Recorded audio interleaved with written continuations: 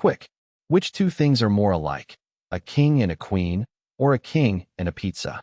Your brain says the first pair, but how does a language model know that? It's not magic. It's a clever trick with numbers called word embeddings. Inside every language model, there's a secret recipe for each word. Think of it like a pizza recipe. Each topping is a number that tells how much of that topping you need. For example, the word pepperoni might be 3, 1, 2. The language model turns every word into one of these tiny recipes. So king might be 7, 2, 4, and queen might be 6, 3, 5. Those three numbers are the word's invisible coordinates in space. Let's shrink this down to two numbers so we can draw it. Imagine cat becomes 2, 1, and dog becomes 4, 2. Those are their positions on a map. Now where's car? Let's put it at 1, 5. On this flat map, cat and dog are close together, but car is way over here. But zoom out. Suddenly the distances look tiny, and all 3 points seem almost the same distance apart. That's why raw distance is a bad measure. It changes with the zoom level. The language model's trick is to draw arrows from the center to each point. The arrow for cat points toward 2, 1, and the arrow for dog points toward 4, 2. Now we don't care how far the points are. We only care about the direction the arrows point. If two arrows point the same way, the things are similar, like two friends walking side by side. Here's the magic number, the cosine of the angle between the two arrows. Cosine is just a button on your calculator. When the angle is 0 degrees, cosine equals 1. The arrows point exactly the same way. If the angle is 90 degrees, the arrows are at a right angle. Cosine equals 0. The things are totally unrelated, like a cat and a bicycle. If the angle is 180 degrees, the arrows point opposite ways. Cosine equals -1. The things are opposites, like hot and cold. So cosine similarity is always a number between -1 and 1. 1 means same direction, 0 means no relation, and -1 means opposite direction. Let's calculate cosine for cat and dog. First we multiply their numbers, 2 by 4 and 1 by 2. Then we add those. 8 plus 2 is equal to 10. Now we divide by how long each arrow is.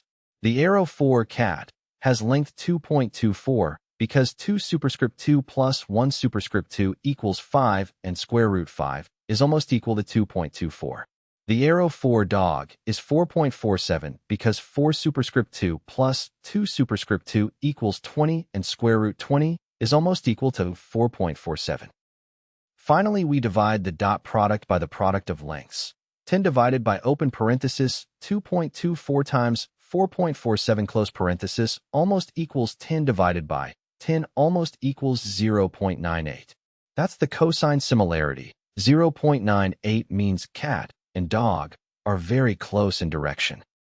But what if cat was a tiny vector 2, 1 and dog was a huge vector 40, 20? The raw dot product would be 100, but the cosine would still be 0.98. That's why we don't care about arrow length, only direction. In real language models, words are 300 numbers long. The model still draws an arrow in 300D space and finds the angle between them, even though we can't picture 300 dimensions. Because each arrow is the same length, cosine only sees the angle. That's why before we compare with cosine, we always make the arrows the same length, a process called normalization. Let's see what happens if we forget to normalize. Cat is 2, 1, and car is 1, 5. Their raw cosine is 0.53, but that's misleading. After normalization, both arrows are length 1, and the cosine drops to 0.12. Suddenly cat and car don't look alike at all, which makes sense because one is furry and the other has wheels. So always normalize your word embeddings before using cosine similarity. That's the hidden step that makes the numbers honest. But wait, sometimes we do care about the arrow's length. Imagine comparing two pizzas by their calorie lists. A huge pepperoni pizza has 600 calories, while a tiny veggie slice has 200. In that case, we use the dot product. It multiplies lengths too. Dot product gives bigger numbers when the arrows are longer, so it measures total size, or power, not just direction. That's perfect for calories, volume, or energy. So cosine is for direction, dot product is for total size. Don't mix them up. If you use cosine on vectors with very different lengths, you might accidentally call a cat and a car similar just because their arrows are long. Now you know the secret. Language models use cosine similarity like a compass that always points to how aligned two words are, no matter how big or small their arrows are. Even when words are long recipes of 300 numbers, the compass still works. That's why your search engine can find king when you ask for queen, and why chatbots can chat coherently. Just remember, cosine cares about direction, not arrow length. If you want length too, use dot product. But for finding similar words, cosine is the trusty compass. If you want to see cosine similarity in action with real code, watch the full video.